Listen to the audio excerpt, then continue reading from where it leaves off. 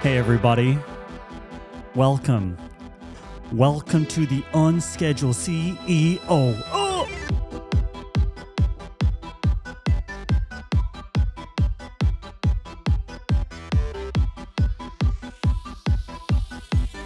The Unscheduled CEO.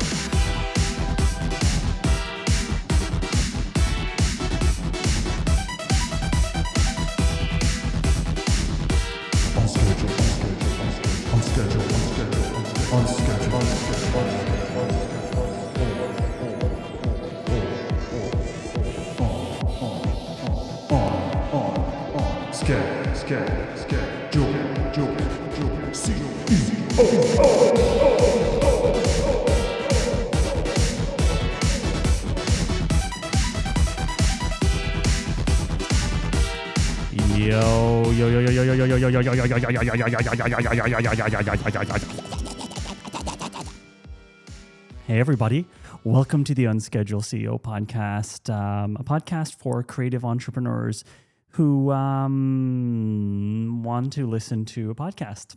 My name is Jonathan, and I am the co-founder and CEO of a company called AJ and Smart, which in itself is a couple of different companies, but the main revenue driver these days, or at the moment, is a company called Facilitator.com, where we teach the world facilitation, I suppose. This podcast is sort of like my art project on the side of everything else. I don't know, I find it easier sometimes, like if I'm reading books or if I'm having conversations, it's almost like a diary. I don't have a great memory, and this helps me to kind of, I don't know, you can find episodes on any podcast app you use, or you can also currently find episodes on YouTube. This podcast comes out every Tuesday. I'm recording it right now on Tuesday, right up to the limit, right up to the last second. We'll see how long I keep up this Tuesday thing. Next week, I might have a guest, depending on vibes. A cool guest. You'll be excited to find out who this is. So, okay, hey, what's up, everybody? So, for those of you who tuned in last week, you'll know that I was ranking fizzy water, cans of fizzy water. So, what I'm looking for, I bought myself a drinks fridge. One of the ways I like to treat myself is by buying nice beverages that are low or no sugar, and are just like a nice little treat in the day.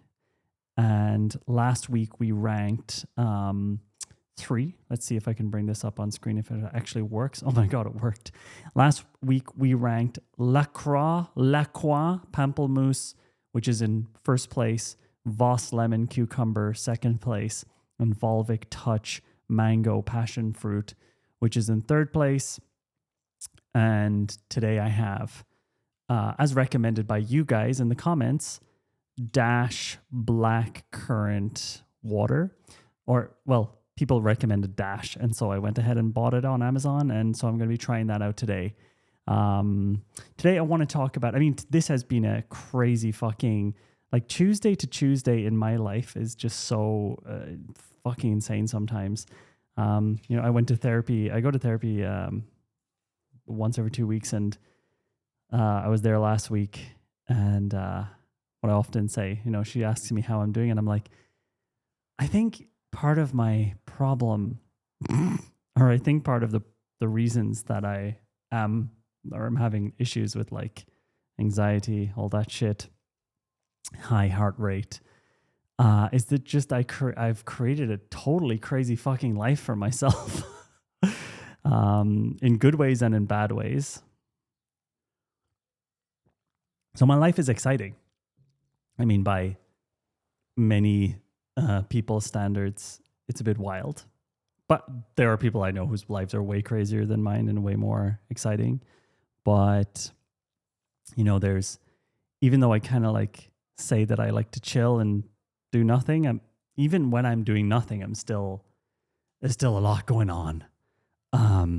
you know, it's chill in comparison, I guess, to just some other entrepreneurs that I know. But compared to people who have regular jobs, my life is fucking insane. Just the amount of things that can happen in a 1 week period. So last Tuesday, when this episode came out, in between last Tuesday and this Tuesday, we ran a fucking huge campaign with the guys from Pipdex. So if you don't know Pipdex, Pipdecks, Decks, yeah, easy to get that one wrong, if you know what I mean. So I'm gonna see if that campaign is still. I think the campaign has ended now, but I want to see if we can see the page. How do I do this? I've got this lovely video from the most recent in-person event. It's unrelated to what I'm just about to talk about, but it's on my screen. Can I actually share? Can I actually even do that? I don't even have a... Wait, if I do this, what will happen? If I do this, no, nothing happens. But maybe... Hello. Guys, this podcast, by the way, if you don't realize it, it's an unedited... It's more like a stream. So let's see if this does anything. Nope, that didn't do shit. Maybe I'll just do this. Maybe I'll do what I'm trying to do is show you guys something here. Just I can't. What was I about to show you? I was about to show you the Pipdex campaign. And then I got distracted because I opened my screen. Audio input, media source. I'm trying to do this fucking thing live. Mac OS screen capture, yeah. Mac OS screen capture. Oh! Display capture. We'll do window capture. What happens if I do this? Oh my God, it worked.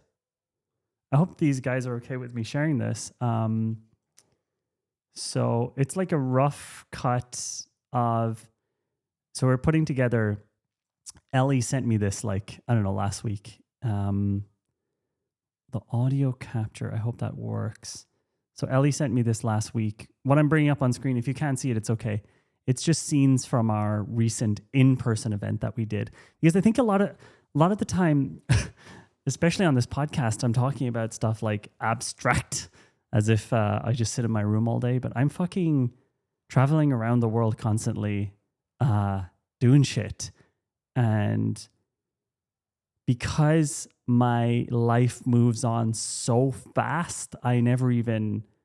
It's rare for me to reflect. And then when I see these videos, I'm like, oh my God, that was such a fucking... special experience to be able to do that event. Let's see if I can play this. It's a testimonial video, by the way, but I just want to show you guys this event, which I just loved. I just meet such cool people at these things. This week has been incredible. Oh no, there's no audio coming through, so maybe I have to do this. This week has been incredible, from learning the new skills to meeting the people, the AJ and Spark team, all of the other fantastic facilitators. A week I'll never forget. It was amazing. I made friends. I learned a lot. I felt joyful. I feel confident that I can go out there and facilitate, so I'm feeling super grateful.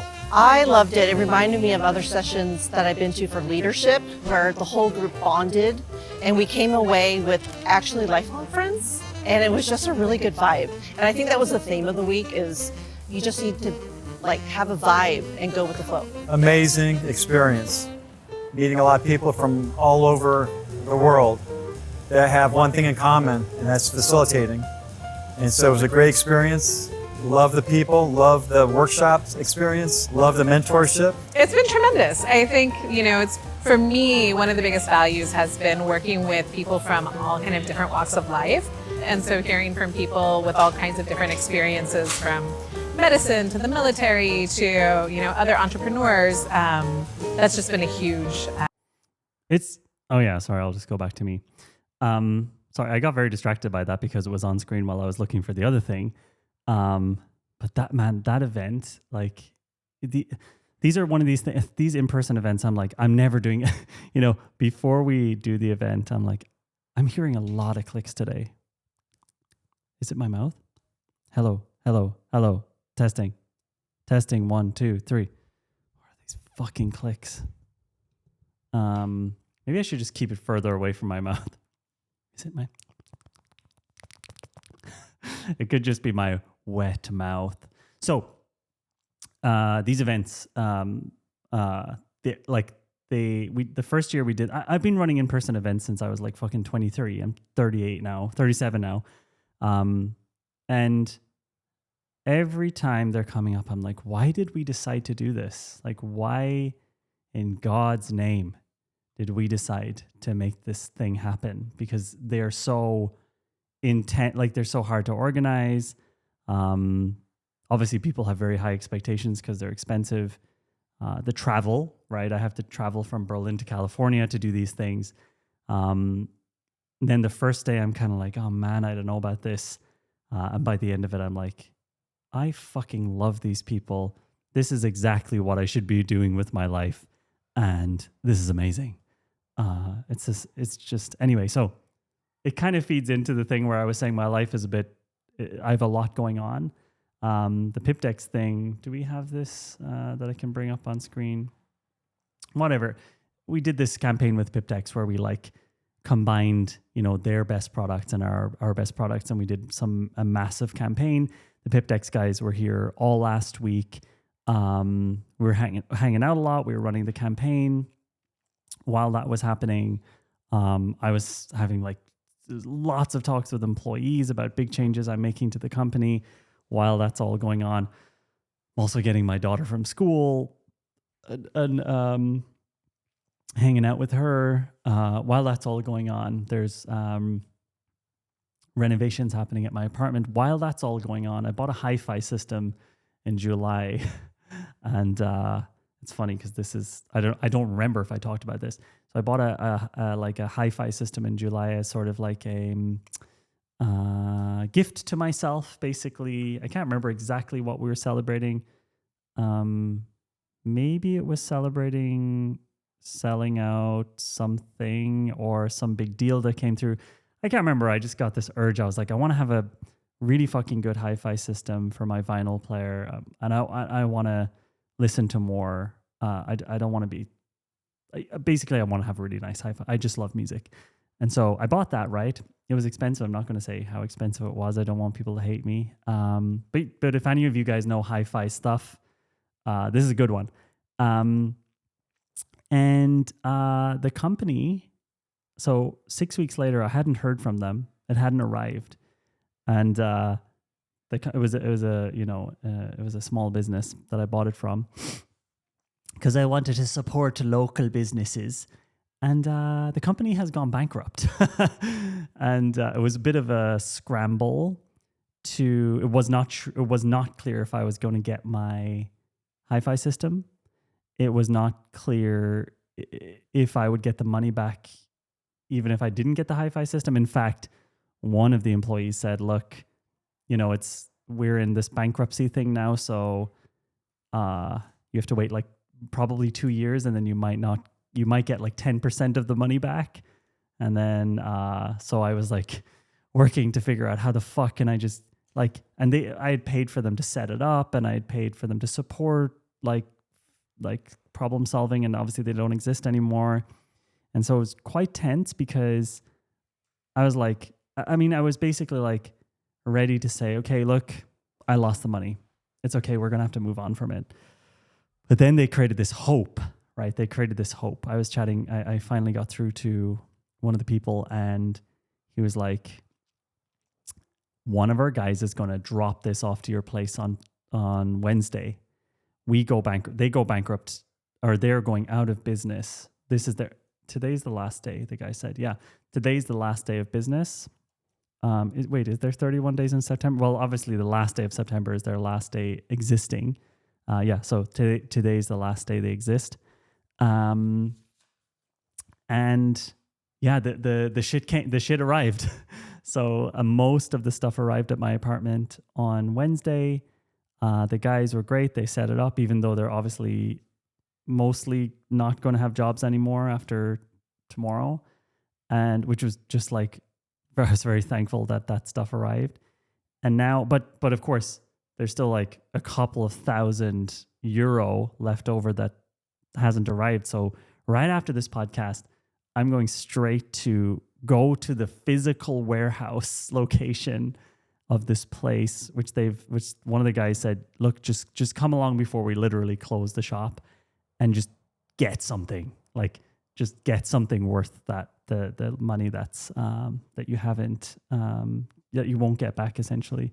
So there's that going on. We have the big tomorrow. So today's Tuesday, the 30th of September. Tomorrow is the biggest product launch in AJ and Smart history, meaning that the product itself is just fucking crazy. It's a product called Guides. We've been working on it. We announced the beta of it last year. It's been a nightmare to put it together. It's been a pain in the ass. I abandoned it multiple times. In fact, I told my audience at different occasions, like, we're not doing it anymore. And we finally cracked it. We finally cracked it over the last few months. And so it's launching tomorrow. That's huge. I'm doing a webinar.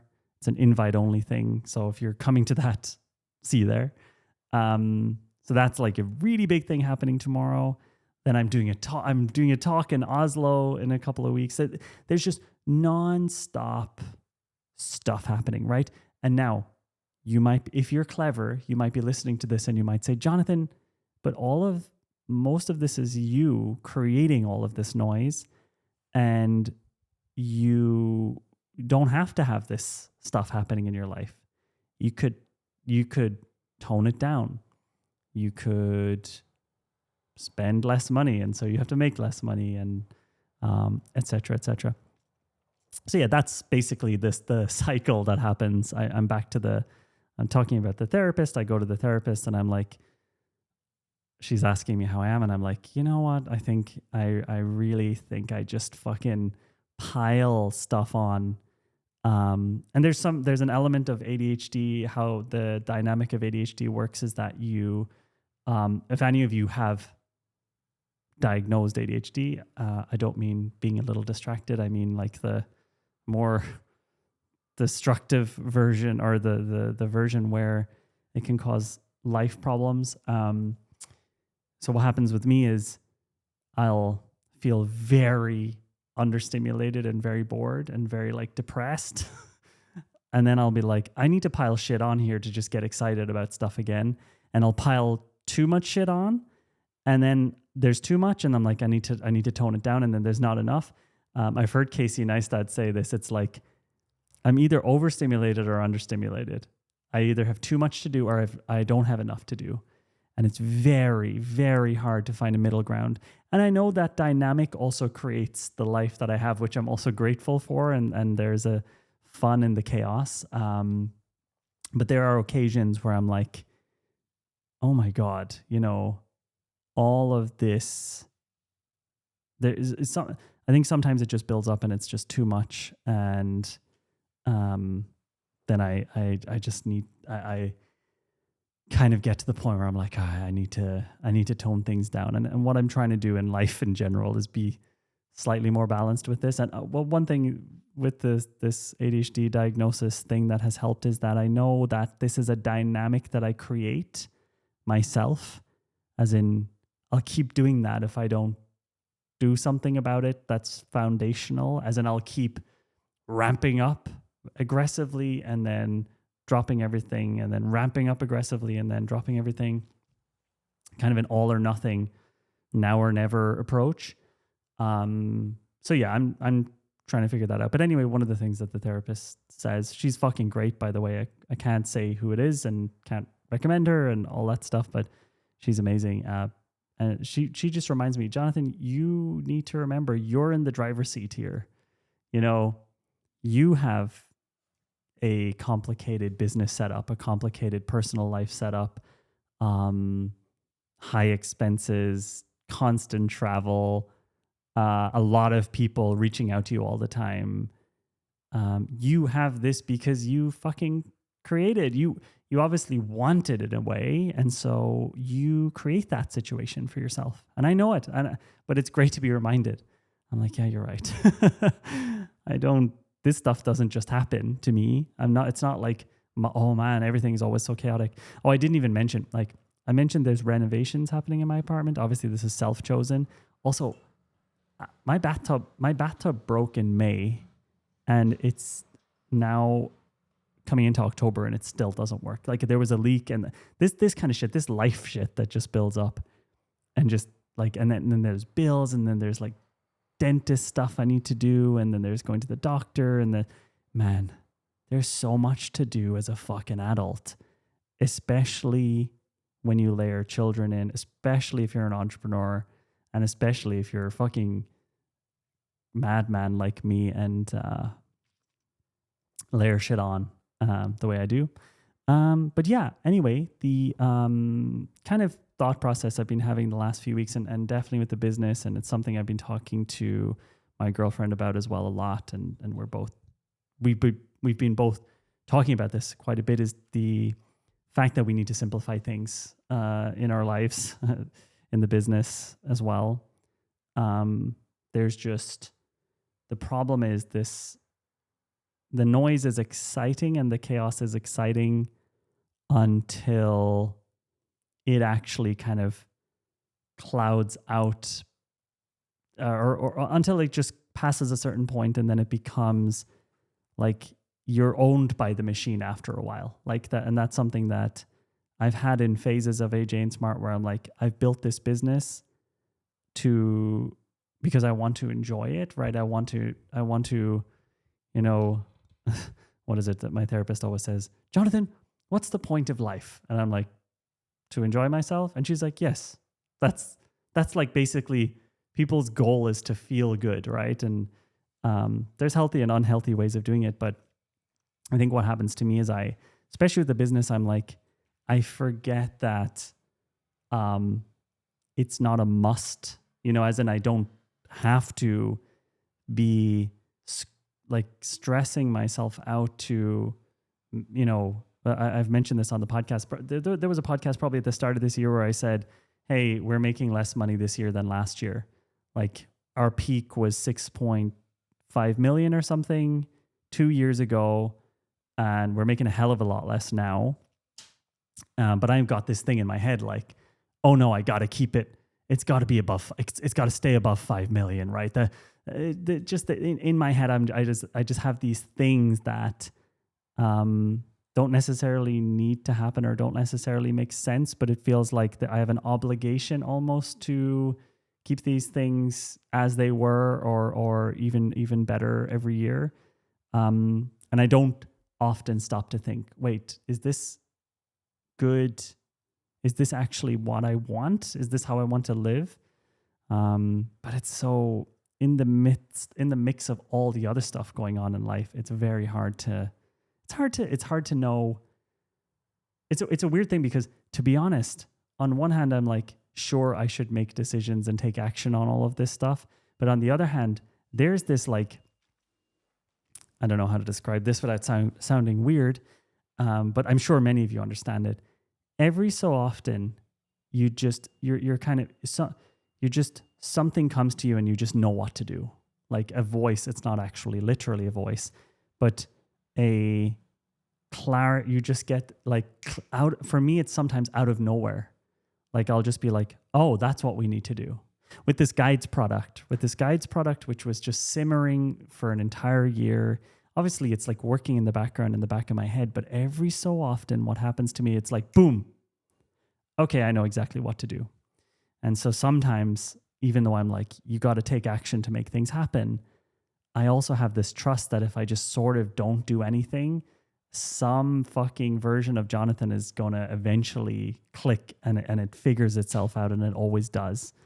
So I'm kind of in a, I'm always a little bit conflicted about that, where I'm like, do I take action or do I just wait to see what Jonathan does, even though I'm him? So yeah, long story short, I'm trying to, myself and my girlfriend, myself and the team at AJ and Smart as well. We're trying to make things a little more simple, a little more easy to grasp, easy to handle. Yeah, it's been this year, nothing much will change, obviously, because there's just these machines like AJ and Smart is such a beast of complexity and things happening. But we've put things into action now that will slowly take effect over the next months, that will at least make the machine and AJ and Smart more, give it more breathing room, essentially, to make maybe more interesting things. Because yeah, we're at the point we're at right now. It's just like locked in to making shit tons of money every month, which I'm fucking delighted that I have the skills and my team is here and we can make these things happen. It's crazy to me. Like, you know, when a month starts and it's like, oh, we have to make 250K this month. At the start of the month, I'm like, how the hell do we do this? And at the end of the month, we really often hit that goal and surpass it. And I'm like, how the fuck did that happen? But yeah, it's still also, I don't want to be thinking about my business like that. I don't want to be like, oh, how do we make 250 this month? I want to be thinking, what's something that I think should be in the world? And back to full stack, back to that in-person event that I just showed you, like the testimonial video of, that's something I think should be in the world. Something I want to make for people is places they can come together in person and make friends as adults, have a great time, have like a shared thing to do. I've been saying this to my team for years, so they're sick of me saying it, and I've probably said it on this podcast hundreds of times as well. I'm trying to recreate like a college campus experience in some cases. This kind of, you know, get away from everything, just fucking work on a shared goal, meet new people. That's the kind of thing I want to be able to create, but that type of thing doesn't make as much money as selling courses or doing large corporate deals. So that's what's going on in my head.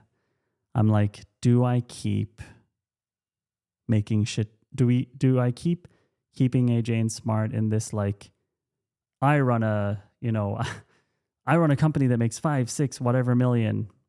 Again, I'm not confident we can get past the 6 point, but now I'm like, yeah, but I'd rather be just super excited about this stuff that we're launching and we're doing. So yeah, and this is a conversation. You know what? Actually, I'm going to remind myself to talk about the guys who I hung out with last week from PipDex, because I'm not going to, Charles, if you're listening to this, I'm not going to share anything important about or intimate about your business. Don't worry. I just want to talk about hanging out with you guys. But first, guys, here's what we need to do. We need to open this can of Dash blackcurrant water and we need to rank it. We need to see where it is. Okay, let's check it out.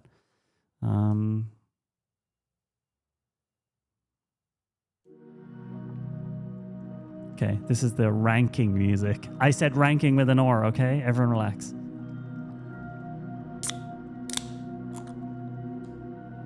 All right, let's give this a shot. Smells like blackcurrant. It smells good.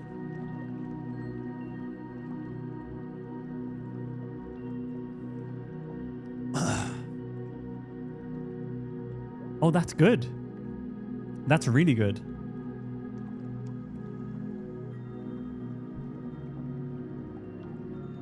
This is a really nice one, this Dash.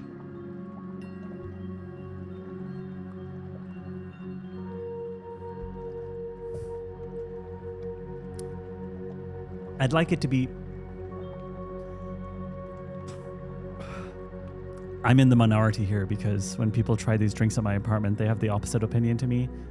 I would like it to taste even less like blackcurrant and more just plain and light, but this is very good. This is the closest thing to LaCroix that I've tried.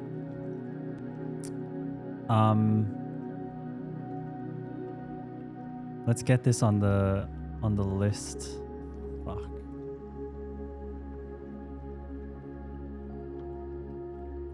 Let's get this on the list here.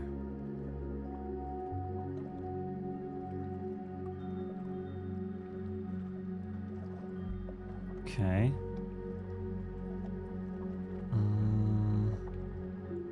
I think that this Dash Blackcurrant sparkling water is a clear number 2.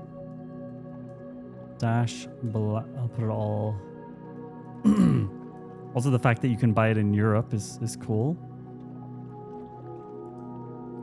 So Dash Blackcurrant is in second place, right behind LaCroix Pamplemousse.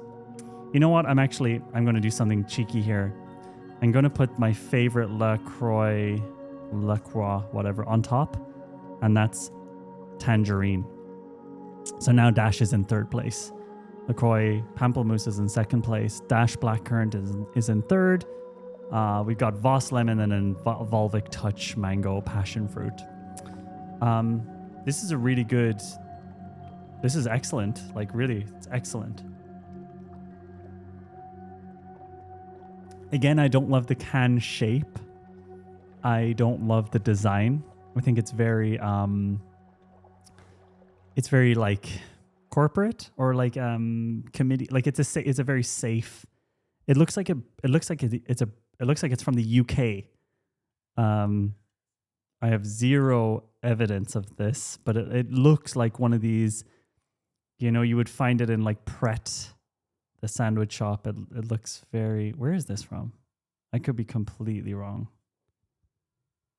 Does anyone... Oh, maybe it's France. Oh, wait. Oh, it's London. Yeah, okay. This does look like a UK design. It's not that it's a bad design. It's a good design. It's great. It just doesn't have a lot of soul. You can tell it was designed for the majority of people to look at it and go, this looks good. But it doesn't have, like, in my opinion, much heart and soul. I think what I like about the LaCroix as well is they look like weird. They look like they don't look like they were designed by someone. They look like it's almost like a weird passion project or something. Anyway, let me bring up the LaCroix Tangerine on screen just so you guys can see what I'm talking about. It just looks weird. Oh,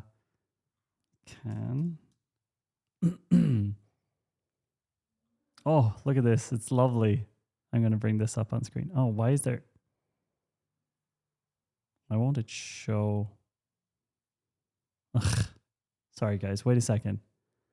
Give me a minute here, and I'm going to bring up an image of LaCroix Tangerine on screen. I wish I could buy this in Europe. All right.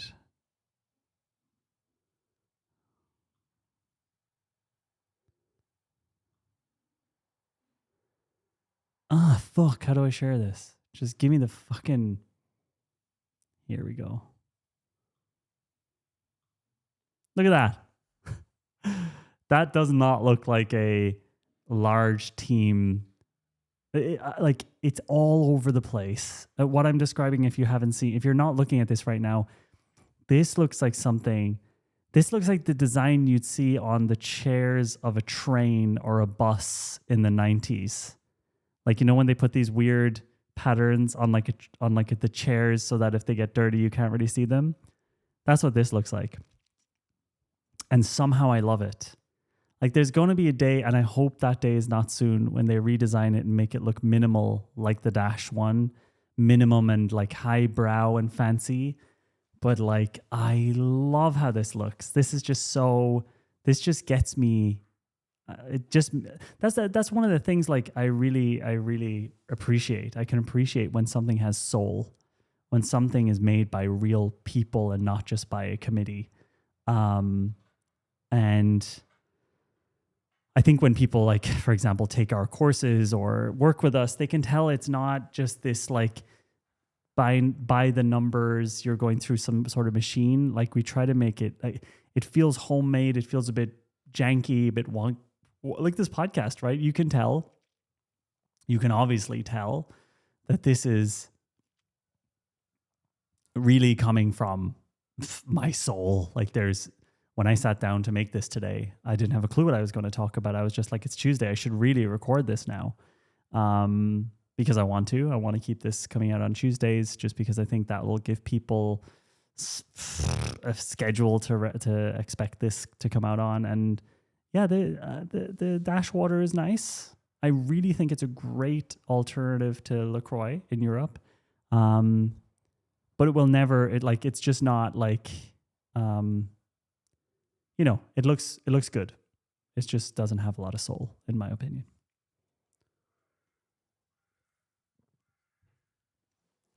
I don't know if you guys know what I'm talking about. I think you do. So it's like when you go into a cafe and you can tell the owners didn't give a shit. They just looked on Pinterest. They just went on Pinterest and they were like, okay, so we need to get like, the current trend is we need to have vases that are kind of bubbly, and we need to have like bags of coffee beans, and we need to have like a bit of driftwood, and then we have to have the like stuff for the coffee written in this way. And I saw this picture on Instagram. It's like no love and no originality went into it. It's just this person was like, we need a coffee shop, or someone was funding them to make a coffee shop or whatever it was. And they're like, oh, cool. Yeah. I want to, like, there's so many places that open up around here. When I walk in, I'm like, no one gives a fuck about this. Like, no one with any taste or any interest in the experience of coming into this place was involved in this place.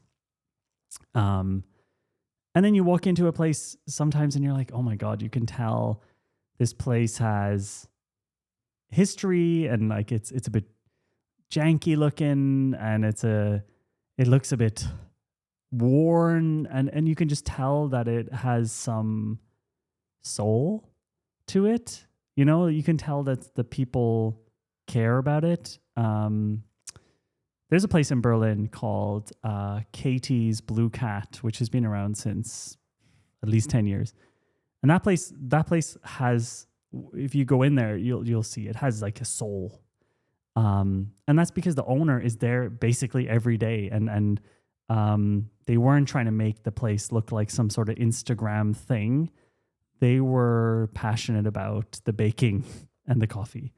And that place, sometimes these places that have a lot of soul look a bit utilitarian, as in it looks like they didn't have so much time to think of the rest of the place, and they focused on the things themselves. And actually, I think that's what sometimes gives these places a lot of soul. And another thing is when they leave the building or let the place kind of look natural or how it was.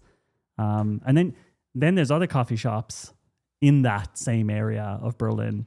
I won't say the name of this one, but there's like a bigger chain, like a really big chain coffee. And it's not, I don't mean Starbucks. I mean still a local-ish Berlin chain. Just has no soul. You walk in and it's like, yeah, nobody who was involved in the starting of the founding of this company has ever stepped in here. And nobody working here has any interest in being here, which is fair enough, but it just has a different vibe. And that's what I feel about these cans. I think I don't know anything about the history of LaCroix, but that seems like, and I'm sure today it's like some sort of corporate thing, but that seems like there's some soul in it. This one doesn't seem to have much soul. I'm not like looking at it and like, that's cool. Like this is interesting. This is weird. I'm like, yeah, like this is the corporate edition.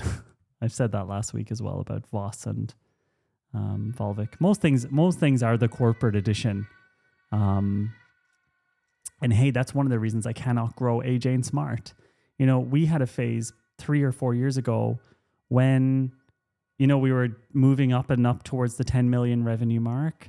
You just have to get fucking corporate.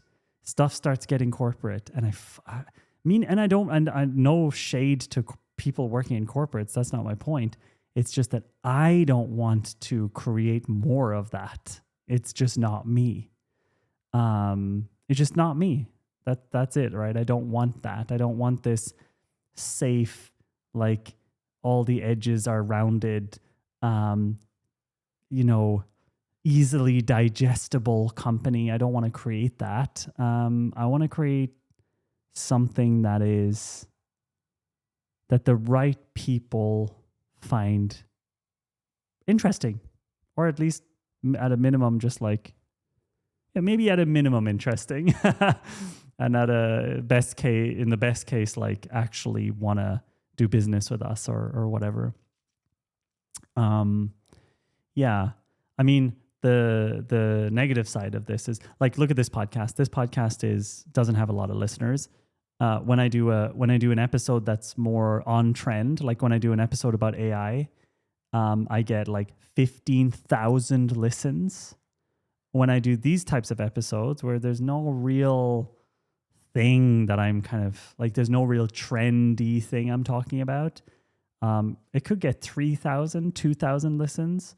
But that is what this is about. And that's why this podcast, that's why I said a couple of weeks ago, like, that's literally after we had the 15,000 episode where I was like, guys, if you're listening to this podcast to get information, to like learn, to be like listening to some knowledge being dropped, you shouldn't listen to it. Because I don't want to waste your time if that's what you're looking for. I don't know what you get from this, or I don't know what one can get from this episode or from this podcast, but I feel like if I just keep doing it, something will come of it, or something is coming of it. And I gain from this as well. I heard a statement recently. It was a YouTube video. I think it was a guy called Myron Golden. He's a very intense, like preacher style, direct response marketing guy. I clicked the video and the first thing he said is, and maybe I don't even understand this yet, maybe I'm too stupid, but he was like, don't ask what the work can do for you. Ask the work, what was it? It's not about what the work can do for you, meaning like, what can my business do for me? And what, like this project, what's this going to do for me? It's what the project or the work does to you. And so the fact that you change and the fact that you grow and the fact that you actually benefit from doing the work and it makes your life better. And it just, you don't know where it's going to lead. It's not, so for me with this podcast, I'm not like, what's this going to do for me? Is this going to make me more money? It's going to get me more connections. Is this going to make me an influencer, which I really fucking don't want to do? No, it's about doing it. It's about the act of doing it itself that gives me what I get from this. And I feel that I enjoy making it. I don't even listen back to the episodes. I don't even check. Like as soon as I finish recording this, I hit stop recording and it goes straight out. So this is not about it. The goal here is just the making of this thing. And as soon as I get bored of that, I will obviously stop. Oh yeah, so last week I hung out with Charles, the CEO of Pipdex, and Jacob. Actually, I mean, they're basically running the business together. I never asked what your role is, Jacob. Head of COO. I don't even know. You guys are both just sort of doing everything. So the two of those guys were here in Berlin last week, and honestly, had a fucking great time. These guys are Pipdex is one of these companies where I didn't know that so much love was going into these products. I didn't know that the person who started it was still the person making these decks and obsessing about them. And that's the shit I love. Like, I was hanging out with Charles, we were doing this campaign, which meant a couple of late nights. So we had maybe 2 or 3 nights until midnight. This guy doesn't what I really enjoy is hanging around with people who are just interested in stuff. Like these guys, Jacob and Charles, like we're texting at like 2 a.m. We're like excited about something that happened in the campaign. And this for me is delightful. It's delightful to meet people like this who I can, I'm basically telling them that we're friends now. So we have Charles and Jacob, we're friends now. So whether you like it or not, we have to be friends. It's so refreshing hanging around with people who totally get this thing of like, yeah, it's like business is like what Charles and I have in common is that we are willing to say, okay, we could do all of this other stuff and we could do this and we could do that, but that's just going to feel like shit. Whereas other people will just power through things. And Charles and I are like, yeah, we'll power through things if we think it needs to happen. But a lot of what we talked about this week was not doing that and trying to enjoy life more. We talked about a lot of stuff. We talked about also, I'm having this like, for years I've been looking for a retreat that I can go to, a creative retreat where I can spend a week away from everything, definitely away from the internet, and just create things, and how difficult this is to find. I found a couple of interesting examples, but in many cases, they're not exactly what I'm looking for. We talked about that a lot this week. It's just great. We just had a great week. The campaign was similar. I did this campaign with Chad Littlefield a couple of weeks ago. It's funny, this partners business that we created where we do these types of collaborations, the outcome is, okay, great, we make money out of the collaborations, really cool. The campaigns do great. But actually the outcome is I get to hang out with people who I really get along with. And like Chad has been a huge influence on my life now. Chad Littlefield from We and Me. Charles and Jacob have been amazing. Chad as well. Had his brother with him. He's awesome as well. So yeah, I think that what's cool is just that there's a business now, a little business within the AJ and Smart universe, which is just an excuse for me to hang out with people, myself and Laura, to hang out with people we really like. And like, we're hanging out, we're having dinners together, we're playing video games together. We were playing this game called Baby Steps. Guys, if you want to laugh your ass off, look at the trailers for the video game Baby Steps. It's so much fun. It was just in the midst of a really chaotic, crazy, stressful week. It was fun. It was really fun hanging out with these guys. So if Charles or Jacob, if you're listening to this, you guys are fucking great. And I'm glad we found an excuse to just hang out together longer. And if you're my audience, check out Pipdex. If you don't know these guys, they're fucking great. If you don't give a shit about the card decks, that's fine. Just check them out anyway. Just check them out, or follow the guys on. I guess Charles, you're on LinkedIn or something, aren't you? Charles Burdett. Well, you'll find it if you search Charles Pipdex. Just somehow find these guys and give them some love. Anyway, I